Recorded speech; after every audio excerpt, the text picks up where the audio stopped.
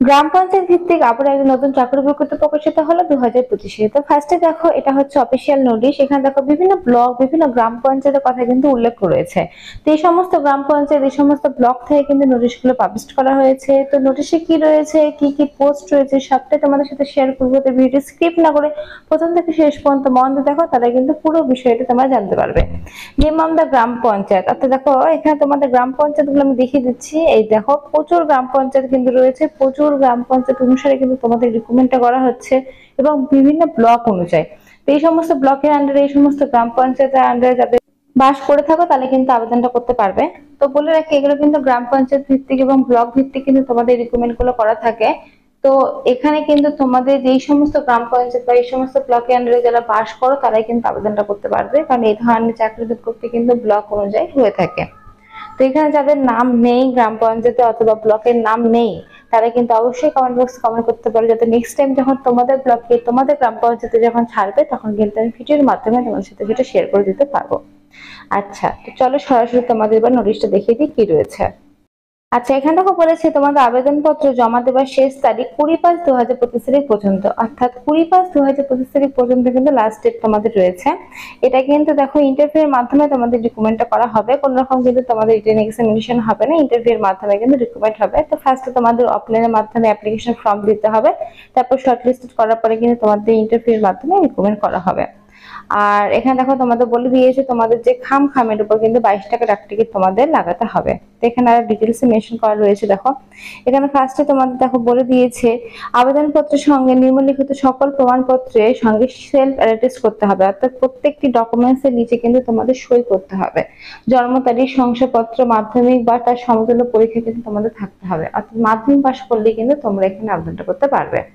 আচ্ছা, তারপরে বলেছে তোমাদের কিন্তু ভোটার কার্ড থাকতে হবে, ভোটার কার্ড থাকা কিন্তু বাধ্যতামূলক। আচ্ছা, তারপরে দেখো কি বলেছে তোমাদের নিচের দিকে দেখো বলে দিয়েছে প্রার্থীর কিন্তু 2 কপি তোমাদের ছবি লাগবে এবং কিন্তু সই করে, একটা তো ফর্মের মধ্যে লাগাবে আর একটা কিন্তু তোমাদের ওই যে ছবির উপরে কিন্তু তোমাদের সই করে দিতে হবে।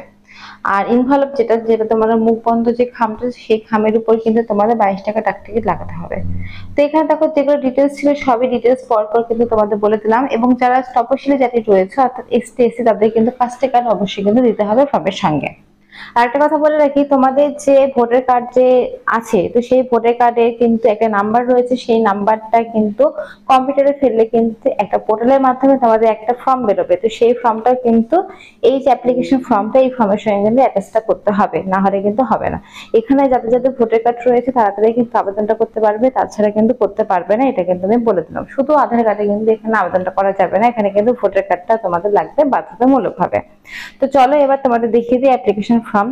তো এই হচ্ছে অ্যাপ্লিকেশন ফর্ম। এই ফর্মটা তোমাদের নাম, তারপর তোমাদের পিতার নাম, তারপর থানা, তোমাদের স্থায়ী ঠিকানা, তারপর তোমাদের মাধ্যমিক পরীক্ষা কত পেয়েছো, এই সমস্ত যেগুলো নর্মাল ডিটেলস হয়ে থাকে সেগুলো কিন্তু তোমরা ফর্ম ফিল আপটা করবে।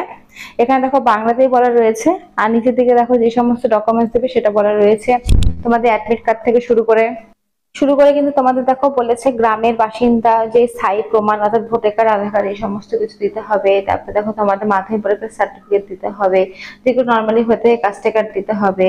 তো এই সমস্ত কিন্তু তোমাদের দিতে হবে ডকুমেন্টস, এখানে সবটাই বলা রয়েছে। এই সমস্ত ডকুমেন্টস দিবে ফর্মের সঙ্গে অ্যাটাচ করে, প্রত্যেকটি নিচে কিন্তু সই করে দেবে, প্রত্যেকটি নিচে সই করে কিন্তু এটা মুখ বন্ধ খামে 22 টাকা ডাক টিকিট লাগিয়ে কিন্তু তোমরা পাঠিয়ে দেবে। তো কোন ঠিকানায় পাঠিয়ে দেবে সেটা আমি বলে দেবো। চলো সরাসরি তোমাদের এবার ফর্মের সামনেটা, সরি নোটিশের সামনেটা দেখিয়ে দিই। নোটিশের সামনেটা কি রয়েছে, কোথা থেকে প্রকাশিত হয়েছে, কি বৃত্তান্ত, সবটা এবার জেনে নিই কি পোস্ট রয়েছে। চলো প্রথম দিকে, government of West Bengal office of the sub division officer Bolpur Birbhum থেকে নোটিশটি পাবলিশ হয়েছে। আচ্ছা, বাদিকে দেখো তোমাদের মেমো নাম্বার, ডান দিকে ডেটে 17/4/2025 থেকে কিন্তু নোটিশটি পাবলিশ হয়েছে। বিজ্ঞপ্তি অনুসারে বলা হচ্ছে রাজ্য মিশন অধিকর্তা জাতীয় গ্রামীণ স্বাস্থ্য মিশন 27/4/2012 তারিখে পত্র নাম্বার এর পরিমার্জিত আদেশনামা অনুযায়ী বীরভূম জেলার বোলপুর মহকুমা অন্তর্গত বিভিন্ন ব্লকে উপস্বাস্থ্য কেন্দ্র ও সুস্বাস্থ্য কেন্দ্রের বিভিন্ন গ্রামগুলিতে আশা নিযুক্ত উদ্দেশ্যে এই এলাকার অন্তর্গত গ্রামগুলিতে বসবাসকারী মহিলা প্রার্থীদের কাছ থেকে উক্ত পত্রের জন্য নির্দিষ্ট আদেশপত্র, আবেদনপত্র, দরখাস্ত আহ্বান করা হচ্ছে। তো বলে রাখি এটা কিন্তু আশা কর্মী নিয়োগের জন্য তোমাদের করা হচ্ছে, অর্থাৎ আশা কর্মী যেগুলো হয়ে থাকে পোস্টগুলো গ্রামে গ্রামে, তো সেই পোস্টের জন্যই কিন্তু তোমাদের বিজ্ঞপ্তিটা প্রকাশিত হয়েছে। দেখো নিচের দিকে তোমাদের কিন্তু দেখো বলে দিয়েছে বোলপুর শ্রী নিকেতন ব্লকে 10 জন, তারপর দেখো নানুর ব্লকে 6 জন, লাভপুর ব্লকে 11 জন এবং ইসলাম বাজার ব্লকে 5 জন। তো এই সমস্ত ব্লক থেকে কিন্তু তোমাদের রিক্রুটমেন্ট গুলো করা হবে। তো যারা বোলপুর থাকো অর্থাৎ বীরভূম ডিস্ট্রিক্টের আন্ডারে যারা বাস করছে এবং যারা এই সমস্ত ব্লকের আন্ডারে বাস করছো তারাই কিন্তু আবেদনটা করতে পারবে। এই ধরনের চাকরিগুলো কিন্তু ব্লক ওয়াইজই হয়ে থাকে। আর তোমরা যে অ্যাপ্লিকেশন ফর্মটা দেখলে, তো সেই অ্যাপ্লিকেশন ফর্মটা কিন্তু তোমাদের ফিল আপ করে এই সমস্ত ব্লকে কিন্তু গিয়ে জমা দিয়ে আসতে হবে। যার যেটা ব্লক হয়, যে যার যে ব্লকের আন্ডারে বাড়ি সে সেই ব্লক অনুযায়ী কিন্তু ফর্মটি জমা করবে। আচ্ছা, নিচের দিকে দেখো তোমাদের বলে দিয়েছে আরো কিছু ডিটেলস মেনশন করা রয়েছে। কেবলমাত্র বিধবা, বিবাহিত, বিচ্ছিন্ন যারা রয়েছে তারাই কিন্তু এখানে করতে পারবে, আদার্স কিন্তু কেউ করতে পারবে না বলে দিয়েছে। দেখো তারপরে বলেছে প্রার্থীকে অবশ্যই কিন্তু গ্রাম পঞ্চায়েত, যে গ্রাম থেকে ছাড়া হয়েছে সেই গ্রামের কিন্তু স্থায়ী বাসিন্দা হতে হবে। তার প্রমাণপত্র অনুসারে ভোটার কার্ড, আধার কার্ড যেগুলো হয়ে থাকে সেগুলো কিন্তু লাগবে। আচ্ছা, সাধারণ প্রার্থীর বয়স দেখো বলেছে 1/1/2025 তারিখ অনুসারে 30 থেকে 40-এর মধ্যে কিন্তু তোমাদের বয়সটা হতে হবে, এখানে কিন্তু বলেছে। আর যারা তপশিলি উপজাতি এবং তপশিলি জাতি তাদের ক্ষেত্রে দেখো বলেছে 22 থেকে 40-এর মধ্যে বয়সে সময়সীমা কিন্তু হতে হবে, এখানে কিন্তু মেনশন করা রয়েছে। আর মিনিমাম কিন্তু তোমাদের মাধ্যমিক পাসটা থাকতে হবে, মাধ্যমিক পাসটা থাকলে কিন্তু তোমরা এখানে আবেদনটা করতে পারবে। কিছু কিছু ক্ষেত্রে কিন্তু উচ্চ মাধ্যমিক পাস বলে, তো এই ক্ষেত্রে কিন্তু মাধ্যমিক পাসটা বলেছে।